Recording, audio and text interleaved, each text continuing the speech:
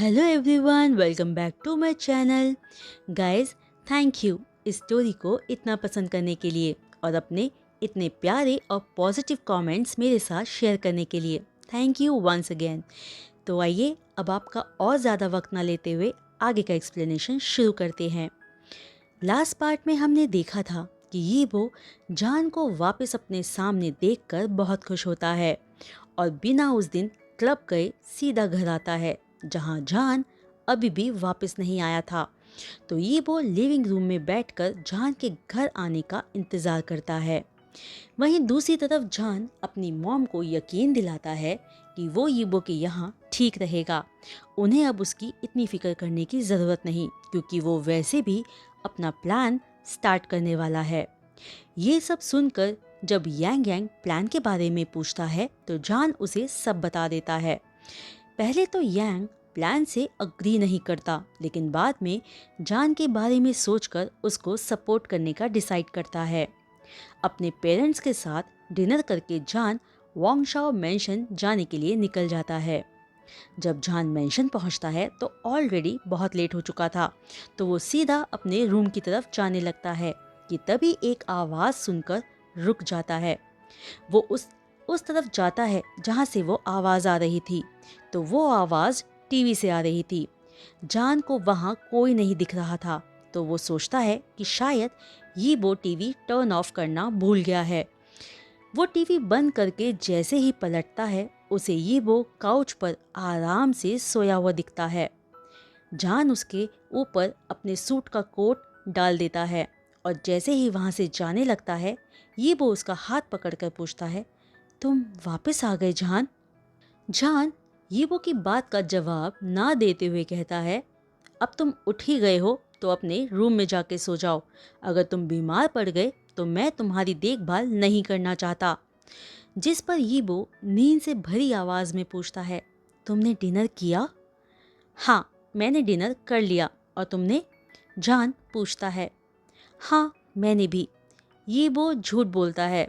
दरअसल यीबो जान के हाथ का बना खाना बहुत मिस कर रहा था, तो वो आज रात जान के साथ डिनर करने का प्लान कर रहा था। वो ये भी मानना नहीं चाह रहा था कि उसने जान को बहुत मिस किया था और ये पूरा मेंशन उसके बिना सुना था। जब वो सुनता है कि जान ऑलरेडी डिनर कर चुका है तो वो झूठ बोल देता है। ये वो टाइम चेक करता है तो रात के 11 बज रहे थे।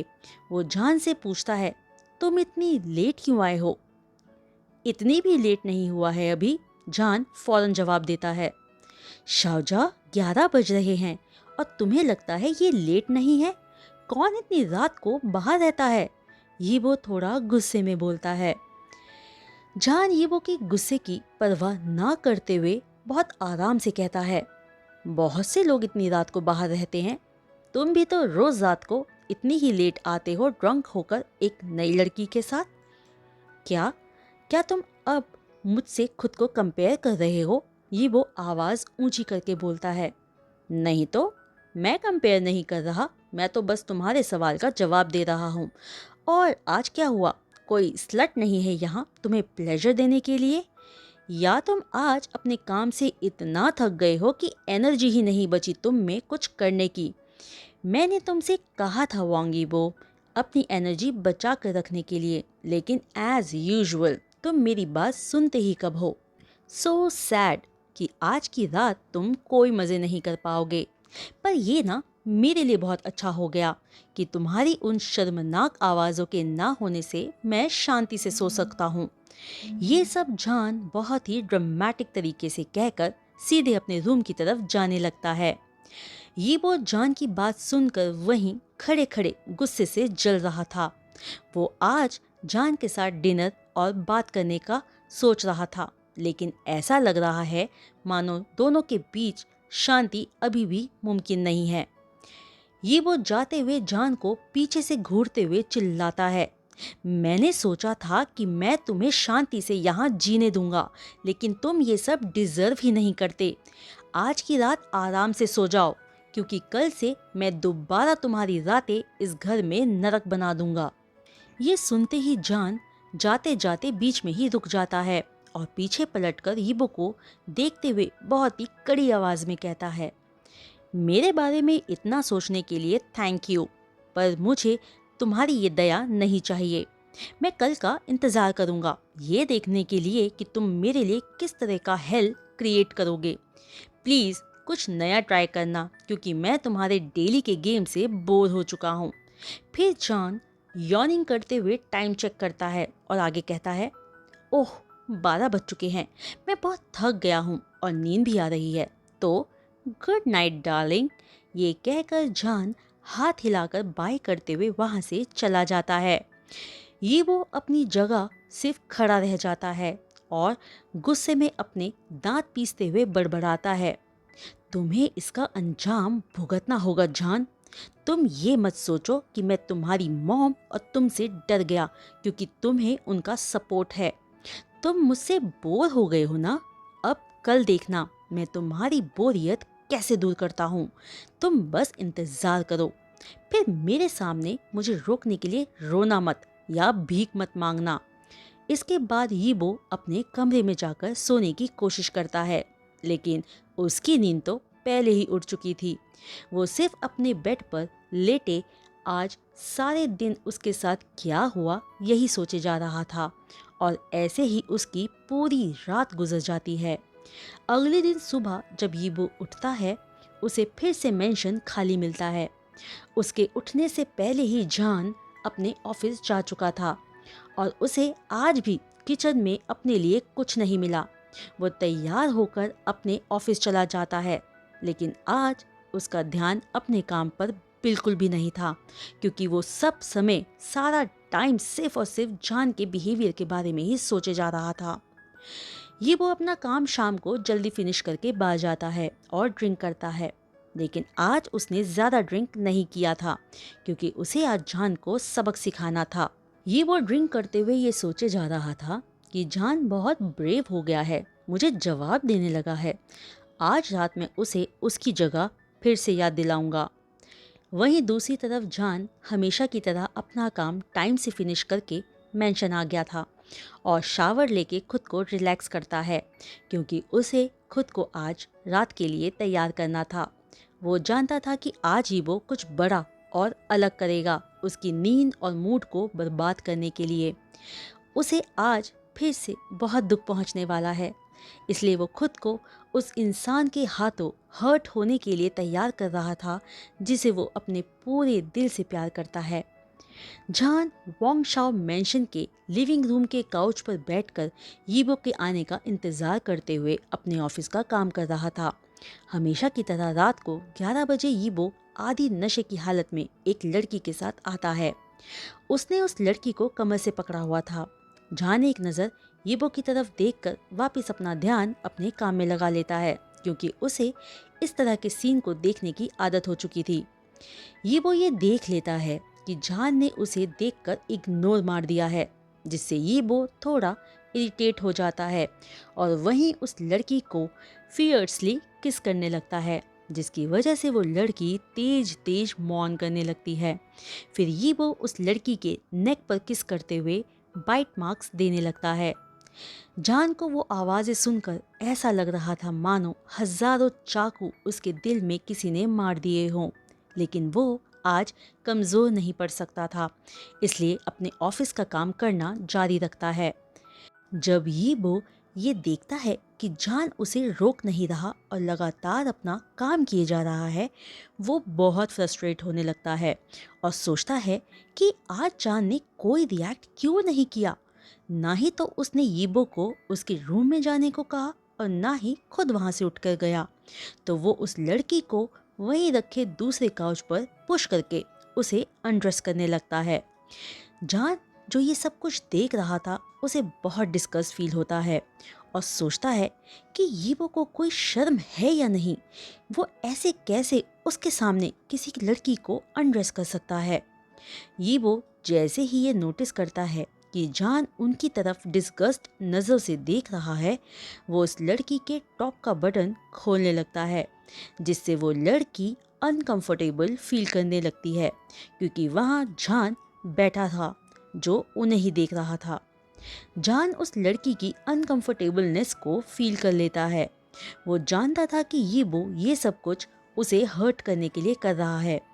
अचानक उसे एक आइडिया आता है, तो वो स्मर्क करता हुआ किचन में जाता है और कुछ स्नैक्स लाकर वापस काउच पर बैठकर उन दोनों की तरफ देखने लगता है। जान जैसे ही काउच से उठा था, यीबो ने उस लड़की को अनड्रेस करना बंद कर दिया था और अपनी नजरों से जान को फॉलो करने लगा था।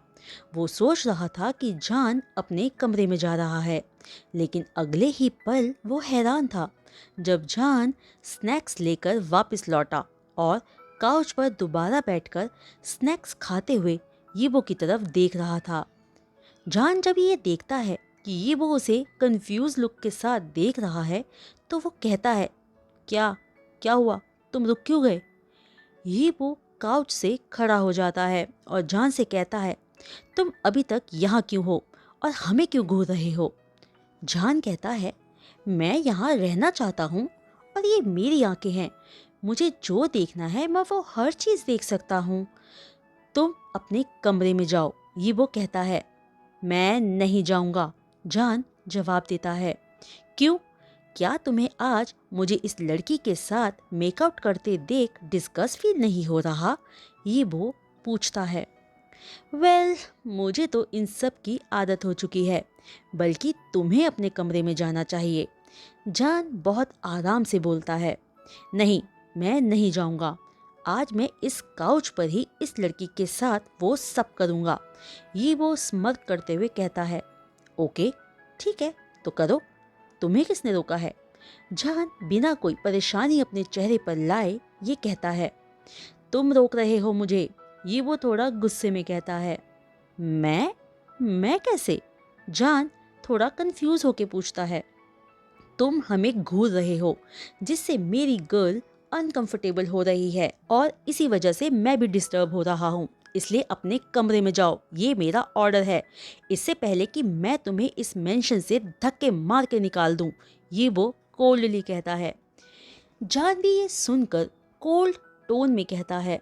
ये वो, अगर तुम भूल गए हो तो मैं याद दिला दूं कि मैं इस मेंशन का 50% ओनर हूँ।